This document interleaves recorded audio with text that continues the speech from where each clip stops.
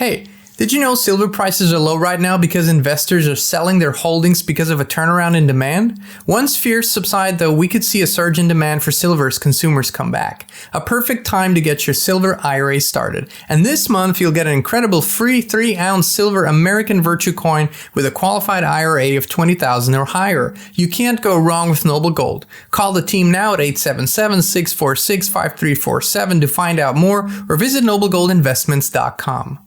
Hey, Inspired Tribe, my fellow freedom lovers, it's Jean Nolan here. Thank you so much for tuning in again today for another inspired conversation. And we're excited and honored to welcome back Dane Wigington, who is the lead researcher and administrator of GeoEngineeringWatch.org. Dane, thank you so much for joining us again today. Thank you, Jean. Thank you so much to you and your followers, who I know are an exceptional group that are doing what they can to help turn the tide. And that effort will take all of us. Yes, sir. Amen to that. And thank you. Inspired Tribe, before we go into this conversation, I want to encourage you to share this with your friends, with your family, on your social media accounts, because you are the force multipliers. If we want to disseminate information effectively and actually affect change, it requires numbers. So thank you for that. Thank you for sharing. Dane, you've been on our channel recently and have really gone into the fundamentals of geo and climate engineering, aka weather control and weather manipulation, and actually weather creation. A very insightful conversation. We encourage you all to go look at it. We'll put it up here and down there. Today, we would like to speak a little bit more in depth about the correlation between disease and all other effects it has on the human and also animal organisms and geoengineering. And as a broad question, in your decades of research into this topic, what is the correlation, and do you see a significant increase in how geoengineering affects the human organism, health, DNA, and so forth? If we look at this mathematically and statistically, Jean, and we have extrapolated the amount of particulate matter, this is ultra-fine particulate matter in the nanoparticulate range, which is not looked for by any air quality testing agency because it's far smaller than anything they test for. But from our last 100+ rain tests, we've extrapolated the amount of material in that precipitation and then calculated worldwide what we would estimate to be the amount being dumped into our skies, with the climate intervention operations being about 60 to 70 million tons of nanoparticles of aluminum, barium, strontium, manganese, polymer fibers, graphene we now know. So inhalation of these particles has an almost endless list of negative downstream effects. They're so small that they enter through the olfactory nerve, they go straight into the bloodstream, they cross the blood-brain barrier because the sense of smell allows those particles to cross that barrier. And we know the effect. In the case of aluminum, with brain tissue, we have Alzheimer's, dementia, ALS, and other effects that are well documented. So it can't not be affecting us in so many ways that would be impossible to calculate. And what do we see on mainstream TV? Every other commercial is something to do with respiratory problems, COPD, asthma, allergy. It's almost every other commercial. And yes, there's a tremendous amount of industrialized pollution in the air. We have forests burning down around the globe, which is also related to climate engineering operations. But there is undeniably this factor in the equation, and that just simply can't scientifically or logically be denied. I've heard you say multiple times throughout interviews and the Dimming documentary, something to the extent of what they're doing with the geoengineering, and people know it, chemtrails, that's a big term that people know. What they're doing is trying to hide the deteriorated state that our Earth is in because of human activity. That in and of itself almost sounds benevolent. It sounds like it's a good thing. I know you don't mean it that way, but someone could interpret it that way. Yet you have said to me that throughout your research, you've come to the conclusion this cannot be a benevolent action. So if that isn't something that's for the highest good of all, the why has come up even after our previous conversation so often.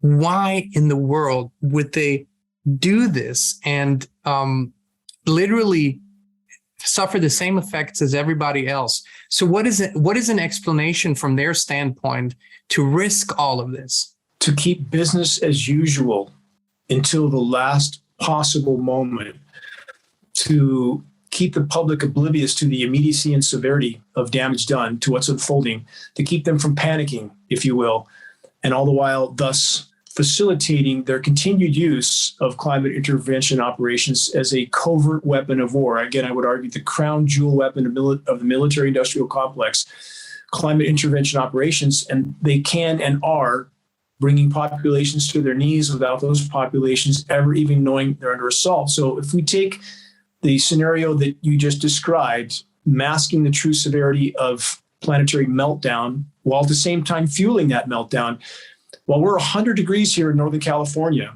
that we just had 2 days ago, it's snowing further east at the approximate same latitude, snow that doesn't stick or stay, a quote, heavy wet snow, because it shouldn't be snowing in the first place. And we have patents for these processes. We're not guessing.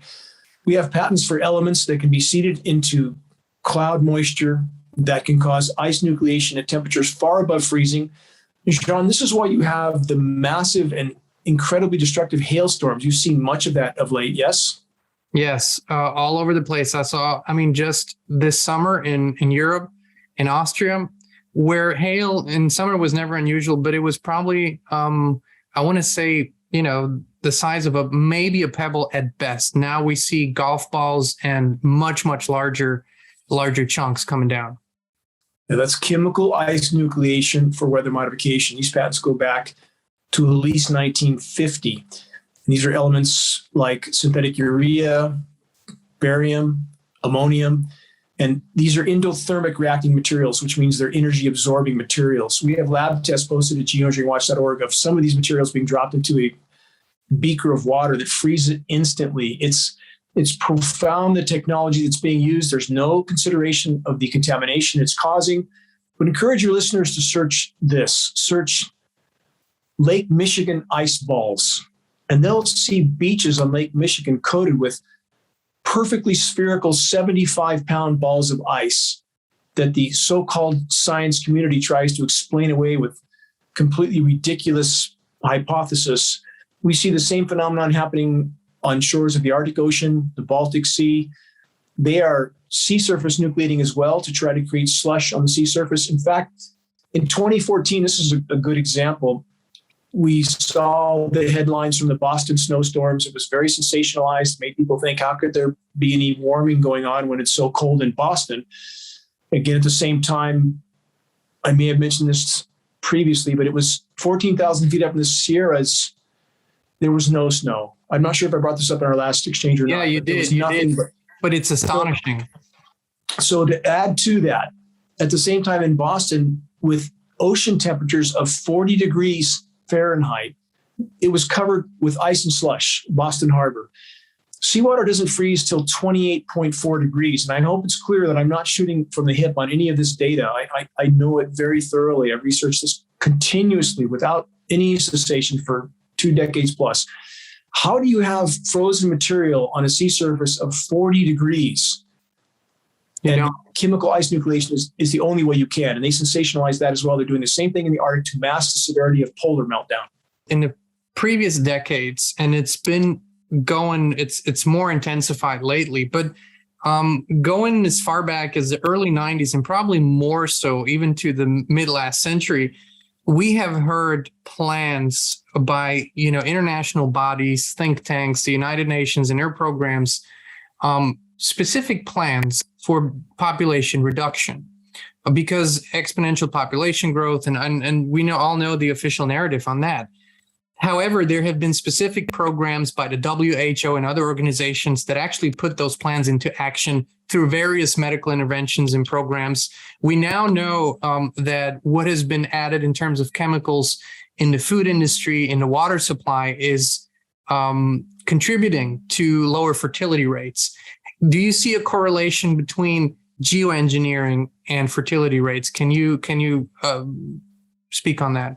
Given the elements that we know are coming down through the air column, or breathable air column, it's in the precipitation, thus it's in the breathable air column. Again, aluminum, barium, strontium, manganese, polymer fibers, graphene. The last two, graphene and polymer fibers, can be used for biological carriers as well. And given the fact that we know we have synergistic toxicity between these elements, meaning they're highly toxic in and of themselves, but when combined, toxicity can go through the roof. In the case of aluminum and mercury, we all have mercury in us. We have the coal-fired power plants. We believe that coal fly ash may be being used as a base material for the geoengineering operations. But we all have mercury in us from multiple sources. We all have aluminum in us now. At least every subject we have tested, hair, blood, urine, there is extremely high aluminum counts. It's in every single precipitation test we take. It's a primary element in climate engineering patents. So much aluminum that it's changed soil pHs in our area 10 to 12 times toward alkaline. That's a staggering amount of metal. So when we take into account the fact that we are inhaling all of these metals and substances and the synergistic toxicity and the effect of the entire neurological system, indeed every function of our body, it can't not be connected. I'm not listing it as a sole causal factor. Again, we have fluoride in water. We have the GMO elements and the chemicals involved with that, glyphosate. It's a absolute witch's brew. But climate engineering elements must be considered a core part of that. And with elements like aluminum, when those elements are inhaled, they are far more devastating to the human body than when they are ingested. And that needs to be considered as well. So this must be considered a core part of the equation of the demise of all the planetary life support systems and the human body as well. Last time we spoke, I asked you about the tipping point of this whole thing. And you said that was 2 decades ago, basically the tipping point of climate or geoengineering, coincidentally, and this coincides with a few other significant developments in health, in medicine, in science, and in food industry, and so forth. We also see in the past 2 decades an explosive amount of autism and similar developments in babies. We see this exploding at an exponential rate. And that, of course, has been linked with high aluminum concentration in the body. There seems to be a correlation there too. Now, of course, the optimal is always to remove the cause, and that's really why you're doing what you're doing. But short of that, which is going to happen, I'm 100% certain. But right now, what can people do to mitigate the effects, to detox? What is your routine like? What do you do?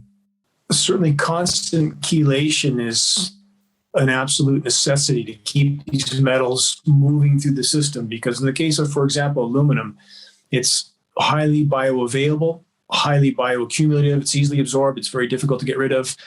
So what I do, again, I don't want to give medical advice to anybody. I encourage them to seek a nutritionalist and get on a program themselves. But I take a number of supplements that are essential anyway, that are good chelators. Even vitamin C and calcium are both necessary. In the case of aluminum, for example, if your body doesn't have enough calcium, it can substitute aluminum in its stead.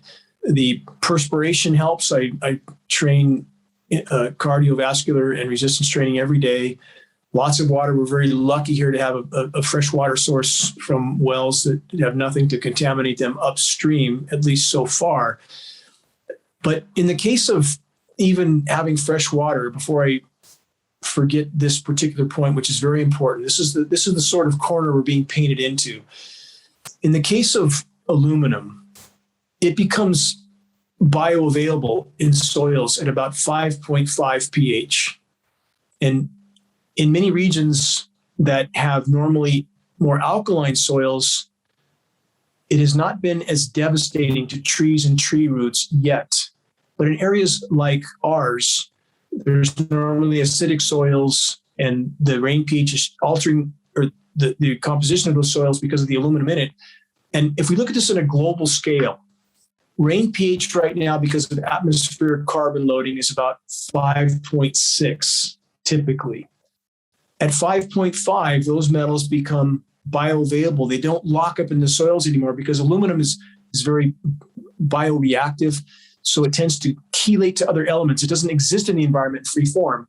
But here's the paradox that we're in. As the atmosphere becomes more carbon laden, rain becomes more acidic, affecting soil acidity, then we're painting ourselves into a very dark corner, because then that aluminum that's been sprayed over so many decades from climate engineering operations has saturated soils and waters is much harder to deal with, because it's becoming more available again because of the increasing rain pH. Does that make sense? So the bottom line is, as we're saturating the environment with these toxic metals, again, aluminum being a huge part of it, it's so essential, as you stated, to stop the source of this, because the further it continues, the harder it is to return or recover from this. And for those of your listeners that may have heard from somebody or a so-called expert somewhere that aluminum is abundant in the environment, we should expect to see it everywhere, that is not true. Free-form aluminum does not exist in the environment. It's always chelated to other elements. So if we're seeing free-form aluminum in our rain, and we are, it's been mined, refined, and dispersed, period. Dane, in my experience, governments and nations, especially the rivaling nations, usually don't agree on a whole lot. However, interestingly enough, there is an Antarctica treaty that's been in place for decades now that apparently all nations of the earth agree to, which is interesting. Very interesting to look into this whole phenomenon. It would seem that geoengineering and spraying chemtrails and altering our climate and weather artificially is also something that governments and nations seem to agree on. Are there any notable exceptions? Do you know of any nations that are not participating? And even though, of course, this affects everyone, but I would assume if the airspace above significantly larger country is not constantly contaminated, they would still see benefits from that, even though they're part of the whole biosphere. Yes, Iran is a country that we feel is not participating. They're the only country that went to the floor of the UN to express their angst at NATO, cutting off their precipitation. This happened shortly after the 9/11 incident. So we see Iran is not participating. We saw Mexico. We were told from contacts in Mexico that they were pushing back against these programs just prior to the swine flu scare and outbreak that occurred in Mexico. We were told that that was a shot across their bow, and that they, again, resumed their at least passive position toward these programs. We see in the climate conferences, Copenhagen, Cancun, for example, those are two, where we're told governments gather to discuss the reducing of pollution and controlling the climate altering elements of human activity. At both of those events, Copenhagen and Cancun, major international climate conferences, there were record cold temperatures at those conferences at the time of the conference, while there was above normal temperatures in all surrounding areas. How can that happen? It can only happen because of climate engineering operations being utilized to demonstrate their ability to control surface temperatures. Thus, those meetings are not about controlling pollution. They're about keeping business as usual and forcing nations to either actively or passively comply. That's what's going on behind the curtain. So again, back to the primary motives of climate engineering, weather as a weapon, being able to control food supplies, control crops, expose populations to very slow and insidious contamination that has a very degrading effect in too many arenas to even go into. And again, to mask the true severity of biosphere implosion from the population until the last possible moment by engineering flash cooldowns, like they just did back east again, like they've done over and over, the big Texas freeze, while surrounding areas are far above normal. In our case, in Northern California, it's literally like living in hell here. I mean, the sun goes down, the temperatures don't. Waters are superheating. There's no more trout, no more fish left in many of the tributaries here because the water is so warm. It's taken over by algae, deoxygenates. They're wiping us out here, but most people don't know that, John. The people are feeling it, though. I mean, there's a difference between knowing and feeling. People are feeling the changes. It's so hard for people to wrap their minds around that something like this would be. It takes a lot of evil to do something like that. It takes a lot of evil to create that much suffering for mankind. One of the things that we speak about a lot, because it's important to us, it's important for our vision moving forward is self-reliance, is actually, stepping into personal responsibility. And part of what we talk about a lot is how we can achieve that, homesteading, off the grid, growing your own food, having a food forest, permaculture, all these beautiful things. How do you help yourself with all the negative effects of geoengineering with regards to growing your own food, with regards to having your own biosphere? How can you help yourself with that when this is constantly coming down from the skies? It's very difficult under these conditions we have here. We spoke off the air of a phenomenon called VPD, vapor pressure deficit. So with these desiccant particles that they're filling our atmosphere with, that are used to diminish and disperse rainfall, completely cutting it off in our case, they also dry up atmospheric RH, atmospheric relative humidity. Humidity is so low on the surface now, about a third of the historical norms, and the UV is so intense that organisms, be they crops or trees, shut down their stomata, their respiratory ports that allow them to breathe, that allow them to uptake carbon, allows them to grow and flourish. They shut down because they're afraid of losing their moisture. So it doesn't matter how much moisture or water you give a plant or a tree, under these conditions, they still won't open their stomata, they won't grow. And that's what we're experiencing. On top of that, in the case of aluminum, we have peer-reviewed study to prove that when bioavailable aluminum is in the soils, roots sense that toxin and they shut down nutrient uptake, also completely thwarting their growth. That's why we have companies like Monsanto engineering aluminum-resistant seeds, as if that's really going to help, allowing the plant to uptake that aluminum, which allows us to consume it. So while these operations are ongoing, again, destroying the ozone layer, disrupting the hydrological cycle, the rain cycle, contaminating our soils, reducing relative humidity, it's very difficult to grow anything here. And the chemical ice nucleating elements a factor also. Whenever it rains here, going into the fall especially, they will seed those clouds with chemical ice nucleating elements, which can cause a flash burn on foliage. In fact, we had plants that were just under the eave of our house here with a very small rain we got about a month ago. It literally wiped out those plants completely. They were flash burned from the elements in the rain. So, and we've measured that precipitation too, Jean. We measured at Mount Shasta. Many people have heard of Mount Shasta. Very first snow of the season, temperatures had not been below 30 degrees, but yet that snow was 15 degrees. How does that happen?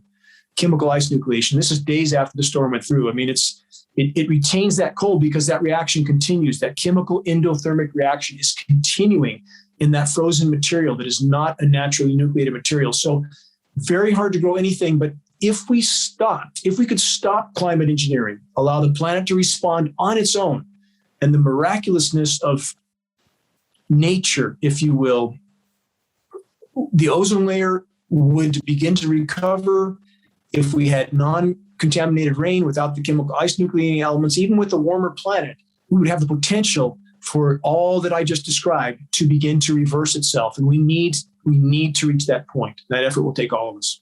We're being asked every time we illuminate one of the massive problems that we're facing as the human family, we're also always being asked, what can we do? And of course, there's a plethora of answers to that, really. But what comes to mind, and I'm sure you thought about this more than once, is what do we do as a nation when a foreign nation is testing our boundaries, is doing something highly immoral? We start with sanctions. We start with boycotts. We start with blockades, and there are diplomatic means, and there's a chain of escalation.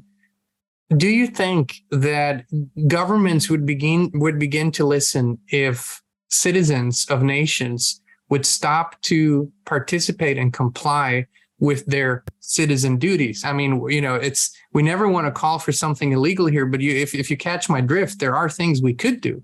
There are, and they need to be done. And as a part of this total equation, again, bringing the issue to light. If we could expose this issue, and thanks to individuals like yourself and your group, your platform, we are absolutely gaining ground. If we could simply expose it so that all those participating, most especially our military brothers and sisters that are being told they're doing something benevolent, something good, something that's saving the planet, which couldn't be further from the truth, I would argue so many wheels would begin to turn on their own that we would, if we could reach that 100th monkey of awareness and get this issue out of the open, we could radically affect the equation in the right direction. And we do see in precipitation events here in Northern California, as devastated as the forest is here, and it is absolutely devastated, when there's a incoming front that they don't bombard with climate engineering elements, we see an immediate response from the winter grass growth, from the organisms that are still struggling to survive. They simply need a chance. They need to have uncontaminated water. And the reduction of the atmospheric relative humidity also makes the UV situation far worse, because water vapor in the atmosphere helps to block some of the incoming UV. In that situation alone, we have a near-term existential threat, the functional collapse of the ozone layer that may be as close as 24 months on the current course, but that can be changed radically if climate engineering is stopped. We have to stop the damage being done to the ozone layer. And if we look at, for example, even the trees here, the forest, we talked about this off the air for a minute, but the permanent wilting point of the trees, and they're reaching that point now where they look gnarled and their branches are starting to droop and deform. And this is indicative of having no water left in the soil whatsoever. And when the organism reaches that point, it typically can't come back. And Jean, you've probably heard the so-called experts talk about the death of the forest because of the beetles. You've heard that? Yes, multiple times, yeah. Beetles only a symptom. It's only a symptom of, and all the other factors I mentioned, the bioavailable aluminum, destruction of the soil microbiome, which these heavy metals and toxins also create. And with all those factors combined, the trees become incredibly weak. They can't fend off any sort of disease, pest, and these particles are platforms for fungal proliferation. So what happens when you take antibiotics in the human body, you kill off your beneficial flora, and often fungal infections ensue.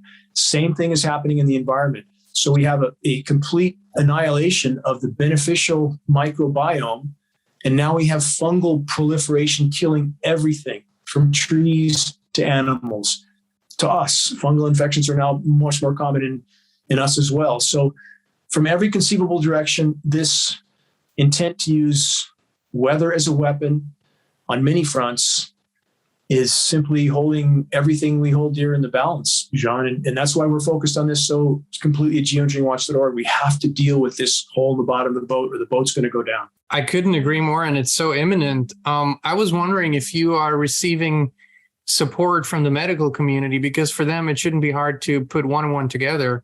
Do you see an awakening? Because we've definitely seen an awakening over the past 2.5 years through the medical community, through this other big event that's been perpetrated against humanity.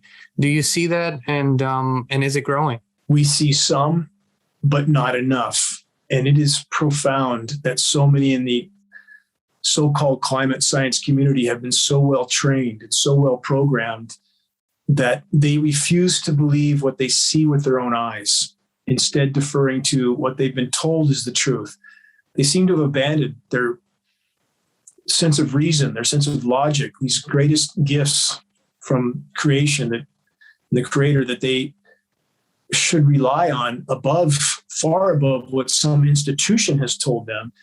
But unfortunately, we've seen too many willing to hang on to their paychecks and pensions and programming as opposed to facing reality. Now, we are communicating with an increasing amount of scientists behind the scenes that we hope will band together and stand up as one so that they can't be individually penalized, if you will. And we're so near the point, Jean, where in the case of climate engineering, which is unlike any other issue, you cannot put climate engineering in the rearview mirror because it's laying waste to the planet. It's toxifying every breath we take. And the flashlight test we talked about off the air, I would encourage your listeners to try this, to try to comprehend how much they're actually breathing in with every breath they take, with science study indicating that as many as 20 million nanoparticles can be inhaled with every single breath. That is impossible to get one's arms around. And the downstream effects are impossible to calculate. But if your listeners went out on a a still night where there's no light pollution, brightest light they can find after a day of aerosol operations where the air is clearly hazy. But you can't really see these particles until you aim that light straight up, and you have to look straight up through the beam toward the sky, and it looks like a blizzard. There is so much material coming down. It literally looks like a blizzard. It has to be seen to be believed. And so if that's considered by everyone, that there is nowhere to hide from this, that we are inhaling an unimaginable amount of toxins with every breath we take, that's a fight for life. That requires all of us. But if we could expose this issue and stop it, allow the planet to respond on its own to the damage done, and bring to the attention of populations around the globe that we have to unite in this effort to save the planet's remaining life support systems, if we could do that, Jean, I would argue again, we would cause a shockwave around the world. It would be a quantum leap in the right direction. I'm 100% with you, and I don't want to beat a dead horse, but I do have a question because I believe this needs to be told or asked, rather, if we can, or if this continues, and I would assume, like anything else, any manipulation, the longer it takes, the more you need to manipulate, because you need to mitigate side effects of the previous manipulation, and more side effects are coming up. And so you need to constantly interfere. And every organism has a way of reacting to that. There are hyper events, or there are shutdowns, there's cardiac arrest in humans. So every organism reacts differently. Could there be a hyper event? Could there be an out of control spin where we would see freak storms of, 300 miles per hour and freak events, which would be basically an out of control geoengineering? And our researchers like yourself, are you paying any attention to what might happen if this doesn't stop? Certainly. And what we face is much more accurately, scientifically termed an abrupt climate collapse. We would be lucky if we face global warming. We face something far worse on the current course. So as you add these feedback loops called positive feedback loops, positive in this case does not mean good, then they begin to feed on themselves, and it causes a domino effect. Each domino knocks over a still larger domino. In the case of the methane, which is expelling from Arctic tundra and the seabed, I think we talked about this on the earlier exchange. I encourage your listeners to search Siberian methane craters. They can search geoengineeringwatch.org, Venus syndrome.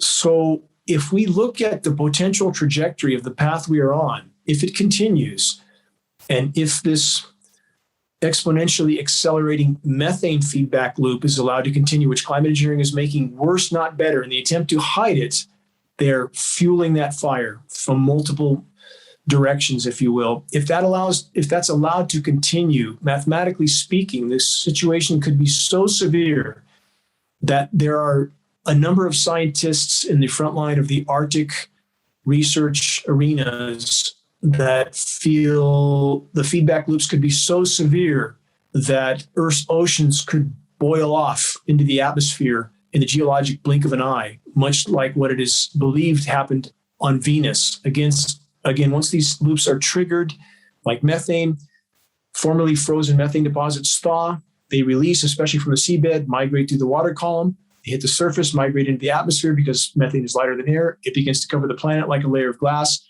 creating more heating, creating more methane release, and we end up on track for Venus syndrome. And it's currently happening. It's beginning. And if we don't stop this scenario, Venus syndrome is a very real potential destination in the geologic blink of an eye. The planet, based on the frontline input right now today from, I would say, a majority of the Arctic science researchers on the current trajectory, the planet, the human population on the planet could be gone by the end of this decade. And I know that again, that's not just my opinion. That's the opinion of the frontline Arctic researchers with the methane factor in the equation. So I'm not saying that's a given. I'm saying that is a science consensus from the frontline Arctic scientists. And that will become ever more visible in the coming weeks and months as food shelves start to empty out. Jean, did you see that? I want to give credence to what I just stated, that it's officially been acknowledged as of several days ago that 1 billion Arctic snow crabs are gone.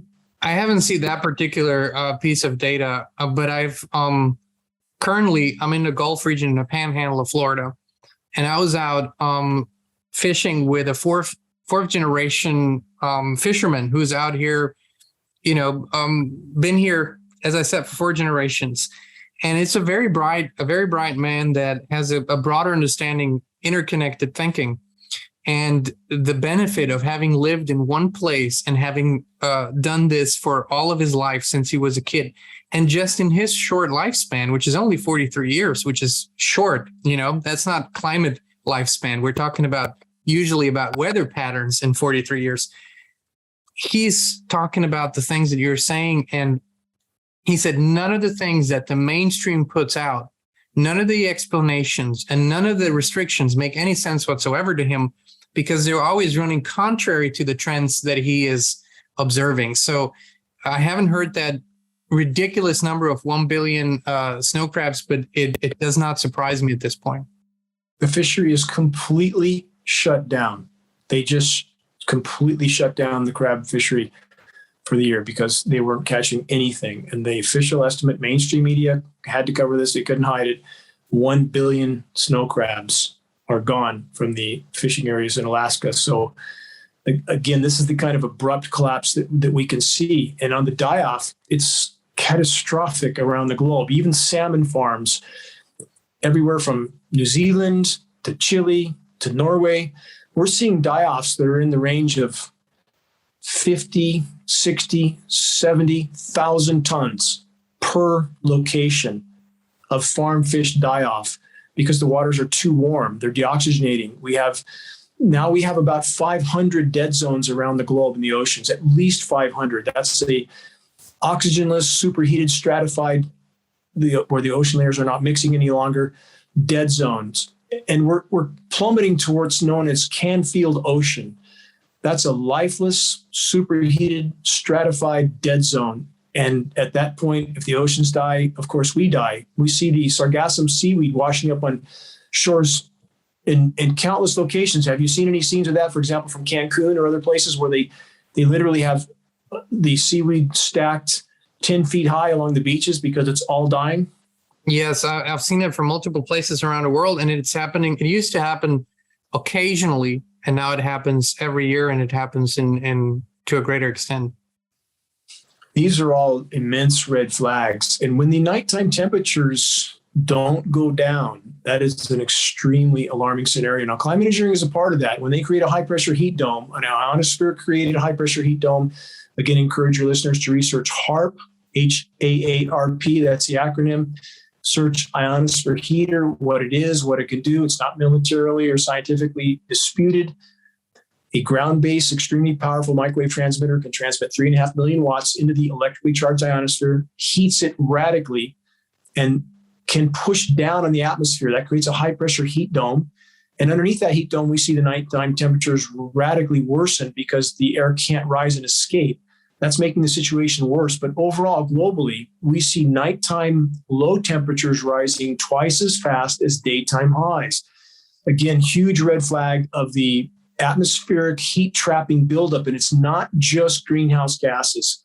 Climate engineering, by its very premise, to spray the skies with light scattering particles to block some of the sun's incoming thermal daytime energy, that has the same effect at night. It traps more heat than it deflects. The whole premise for climate engineering is flawed to the core, but there are too many, too deeply invested in it. They're using it for a weapon. They're not going to acknowledge that truth. They're not going to let go of this weapon, if you will. We have to pry it from their hands. And the only way we can do that is to reach a critical mass of awareness so that we have military personnel standing down when they realize that they are participating in their own demise and the demise of their own posterity. It is much like standing down when given the order to launch a nuclear attack. There are situations in life where a greater good needs to be considered and a moral stand needs to be taken. You said something earlier to the extent of life supports life. When you said when there's a real rain front moving in, there's an immediate reaction that is natural and that is beautiful, actually. And life does support life. And as such, you've said over and over again, we simply don't know what the regenerative actions of Mother Earth will be when we give her the chance to do it and when we give her enough room to do it. In your mind, and I will just share my personal opinion here, I believe we're on this trajectory of two timelines where we have one artificial technocracy-driven timeline that is destructive to everything that's living, to the Earth and everything on it. And we have a timeline that more and more people are jumping on, which is natural, but which will drastically change how we live our lives. In your perception, in your vision, what would be a future for mankind, and how would we need to live to actually create a beautiful synergy and symbiosis with Mother Earth again? In the simplest of terms, inarguably, man's war against nature is a war against ourselves. We have to live with nature and not using nature as a commodity that we grind up to perpetuate the military-industrial complex insanity. And we have done great damage to the planet, but I am in awe of nature's ability to survive. In fact, as I mentioned to you off the air, on the habitat preserve that I manage, that has gone from in 15 years, it's gone from a thriving oasis of life, 70 inches of annual rainfall here. Now we are 500 inches of rain short since 2007. The rain comes over a much more condensed period. It dries out much faster afterward for the because of the desiccant particles I mentioned, because of the UV I mentioned. But within this, striving to support the animals, I have myself personally constructed 15 water catchments to catch the rain, to provide rainfall for them so they can make it through this artificially induced 1,200-year drought. So worst drought in at least 1,200 years here statistically, based on paleo data. And in one of those catchments that dried up, that I didn't expect to happen, there was if I can give a quick example of life and how touched by its tenacity I am, there was a large population of bullfrogs in that pond. And I knew that it was drying up, but I intended to go back and save them before it dried up completely. And with all the other fires I'm tending this battle, I didn't get there in time, and it was bone dry. Every predator in the forest had been there. I could see their tracks, and I was there on the Caterpillar that I use to construct these ponds, and I'm extremely careful. I don't knock trees over. I simply make a catchment for the animals and the frogs. And after all that, after, again, no water, every predator, and after being in this basin trying to make it deeper so that this wouldn't happen again, when I saw a huge bullfrog climbing out of this, I couldn't imagine anything could have survived. I just couldn't imagine, even before I got there. And from the cab of that equipment, I was so touched at seeing this survivor, if you will. I mean, I shut down, I ran and grabbed him, I put him in my water jug and took him to a safe pond later that day. And the second day, even more to my surprise, it happened again, a second bullfrog. And I've since returned those frogs to the same basin that's now full, that's now holding water because I made it deeper, even through this even worse drought this year. Now I did a video on it's on the Into the Wild at geoengineeringwatch.org. If they search Into the Wild, your listeners can see this reality now of this pond. It's an oasis of life. Even in this devastated forest with a lack of rain, they have survived there miraculously and are thriving. And that kind of example is so encouraging to me, that single example. And again, we're back to that same point, your original question. We must work with nature. And our former paradigm was so horribly and horrifically unsustainable. We must face that. We must completely rethink our reality, that we are a part of nature. And again, our war against nature is simply a war against ourselves. That must change, or we have no chance. I would go as far as to say that when we truly transcend these old ways, which we perceive to be better or more comfortable or more abundant, I would say that we will actually, for the first time, experience how good it can really get, how beautiful it can really get, and how abundant life is, and how abundant nature is, and how abundant our relationships can be. I think it's absolutely amazing what you're doing. and the love and dedication spirit that goes into it. And to have an experience like you had where you see the resilience of life and the resilience of everything on this beautiful earth that we live on. It is awe-inspiring, and it is inspiring to hear you share this story. And in spite of all the information and data that you have that should crush any hope, you have more than hope. You have a vision, and I want to thank you for that. And thank you for sharing this and for bringing this to the attention of the masses. It is absolutely priceless. Thank you, sir. It's a team effort. And again, my deepest gratitude to you and everybody that has followed you with the message you have of standing fast against the gathering storm, against the collective insanity. And I will never abandon my post either. And I've seen too many times, against all odds, nature finds a way. And I would argue again, if we could stop this intentional intervention with the planet's life support systems and allow the planet to respond on its own, not only would we expose the depth of the cancer that is running the planet in so many arenas, we would turn the trajectory that we're currently on, that ends in certain near-term omnicide. That is the trajectory we're on, but that doesn't mean we have to stay on that trajectory. It takes a small turn of the wheel, Jean, as you know. If you're driving down a highway going 70 with a car coming toward you going 70, if you turn the wheel the wrong way, that's going to be the end of everyone. But if you correct your course, you can avoid that cataclysm. I hope that makes sense. And again, whatever difficulties we face at this point, if our common collective efforts can change this trajectory where we end up in a completely different place with a planet that still has the ability to support life, would that not be worth every fiber of our effort, energy, courage? Is that not the point of being here? And for me, it is. If we can be a part of that, our collective efforts, then the entire journey, however arduous and difficult and daunting, was worth it. I'm 100% with you. It's exactly how we feel. And just like you, we will never, ever give up on this, ever, which is a promise and a pledge. Dane, where can people learn more about your work? Where can they get involved? Where can they find you online, and how can they support you? GeoEngineeringWatch.org is our website, non-political. We're the largest website in the world on the subject of climate intervention operations.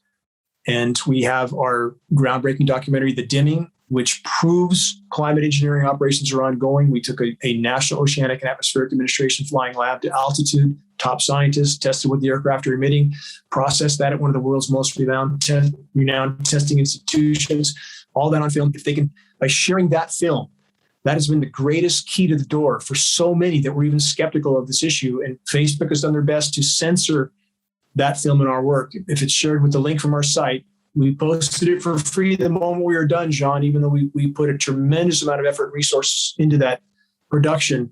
But our only goal is to salvage some part of the planet's life support system. So again, everything we do is about that. But to share the dimming with ag groups, elected officials, environmental groups, sportsmen's groups, fisheries, so forth, the list is endless. To put that film in their lap and let them understand how it affects them starts to unite the tribes. And we need to unite the tribes. And whatever a person's perspective is on the climate, and there are many who seem to think we haven't hurt the environment, which couldn't be further from the truth. We've been very poor stewards of the planet. But even in those arenas, if they're given the right message, and that message is this: there can be no legitimate discussion about the climate or the state of the climate from any perspective without first and foremost addressing climate engineering. And that mantra tends to unite the tribes, and we need to unite this battle. Time is not on our side.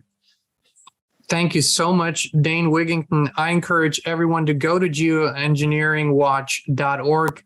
A plethora of information. You could spend weeks and months reading, watching, researching. The Dimming is an extraordinary documentary, extremely well done, extremely thorough, and ripe with so much data and evidence. Like Dane said, absolutely a must watch. And you can find Dane under Dane Wigington on YouTube as well. So please subscribe, share, watch. And, it's literally the click of a few buttons for all of you to help spread this information. And when we reach the 100th monkey effect, like Dana said, or the tipping point, if you will, or the critical mass, whatever you want to call it, things begin to exponentially change for the better. Dane Wigington, thank you again for taking the time again and sharing your wisdom, knowledge, and information with us. We deeply appreciate it. The gratitude is mine, Jean. And again, the entire web of life, the bears, the bees, the bats, the birds, the trees have no voice except for us. But if we give them a voice and if we give them a chance, we may yet accomplish profound good, even at this late hour. Thank you. Thank you, sir. Thank you very much. Inspired Tribe, thank you so much for watching. We appreciate you. We love you. And we'll be back with you again very, very soon.